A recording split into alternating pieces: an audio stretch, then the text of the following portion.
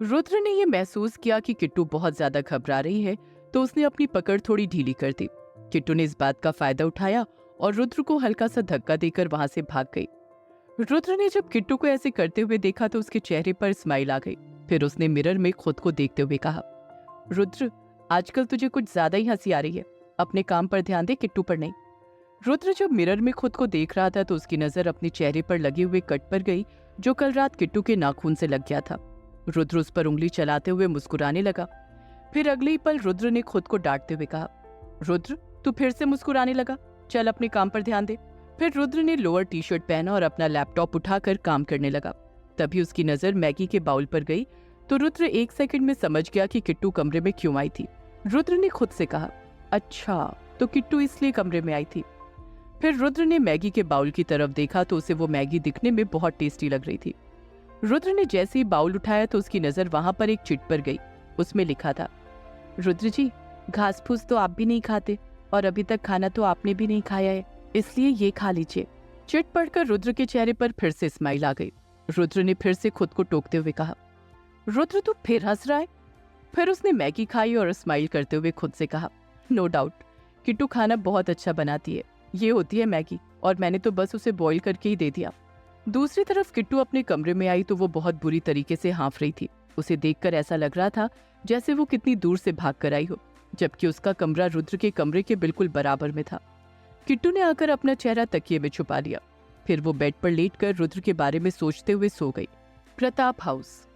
अवनी और नील farm house जाने के लिए रेडी थे। अवनी ने दादी को गले लगाकर कहा, ठीक है दादी, मैं जा रही हूँ, आशीर्वाद दो कि मैं जीत कर आऊं। दादी ने उसके गाल पर एक चपत लगाते हुए कहा, अगर तू जीत कर नहीं आई तो मैं तेरी शादी किसी बंदर से करवा दूंगी।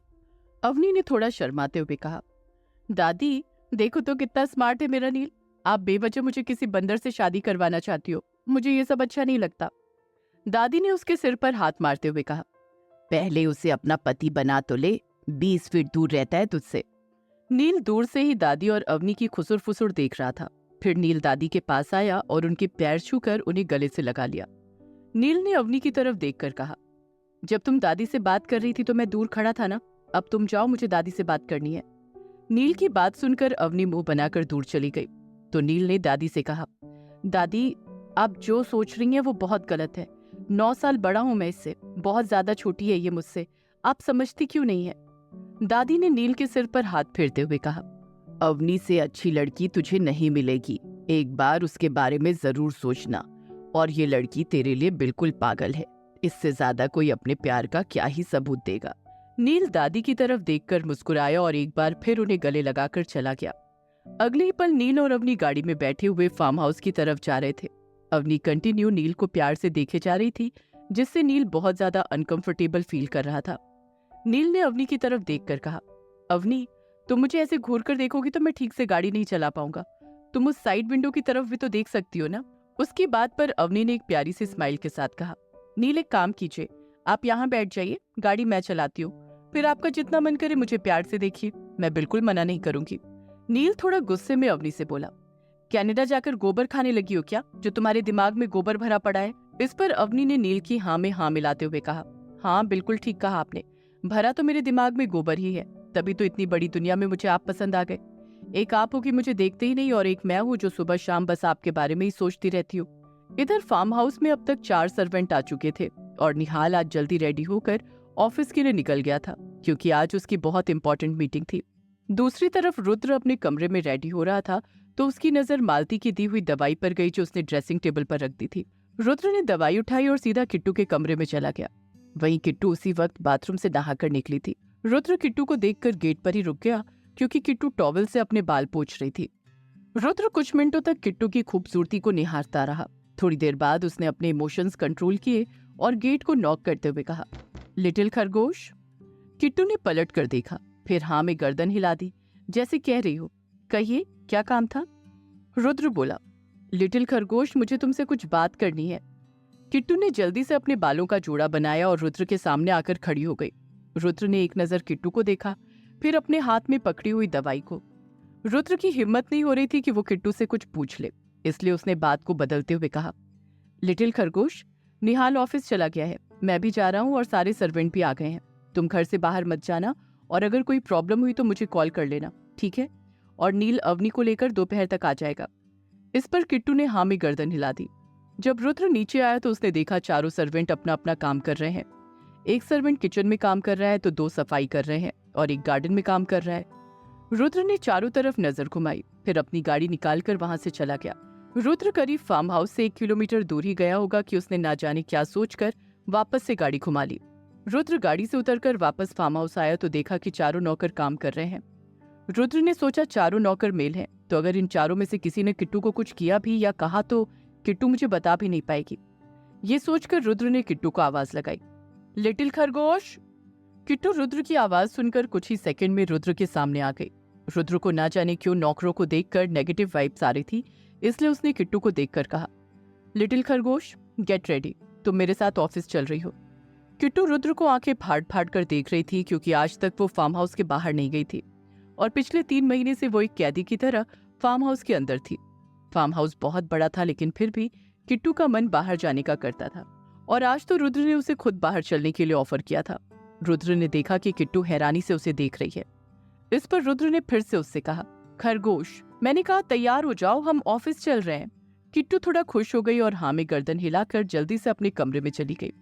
रुद्र नीचे हॉल में ही किट्टू का वेट करने लगा, लेकिन 20 मिनट बाद भी किट्टू रेडी होकर नहीं आई तो अब रुद्र को गुस्सा आ गया। उसने खुद से कहा, ये सारी लड़कियां तैयार होने में इतना टाइम क्यों लगाती हैं? करीब आधा घंटा इंतजार करने के बाद रुद्र खुद ही किट्टू के रूम में चला गया। रुद्र जब उसके रूम में गया तो देखा किट्टू एक कोने में बैठकर रो रही है।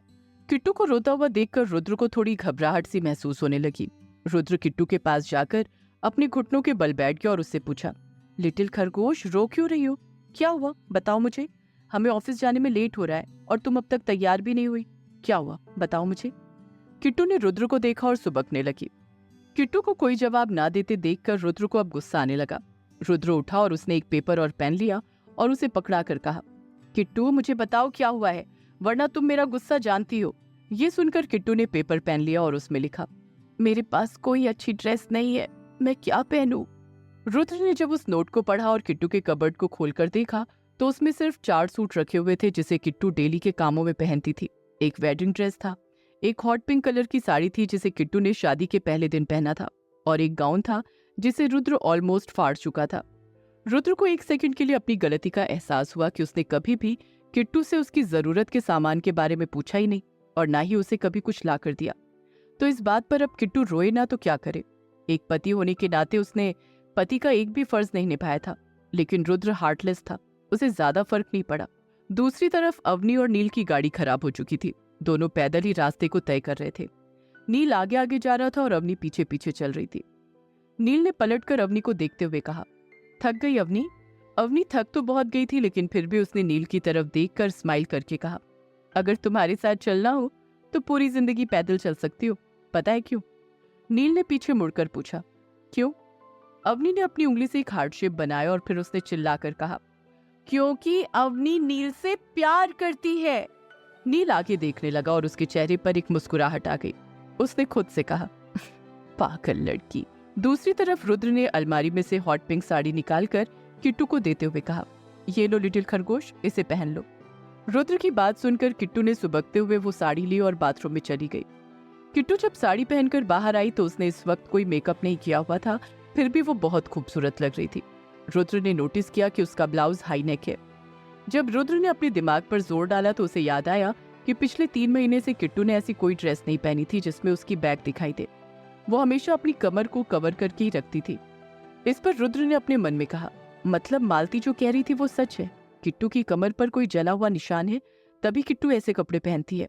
फिर रुद्र और किट्टू नीचे आए और जैसे ही वो दोनों गाड़ी में बैठने वाले थे, मालती की आवाज आई, किट्टू मैडम।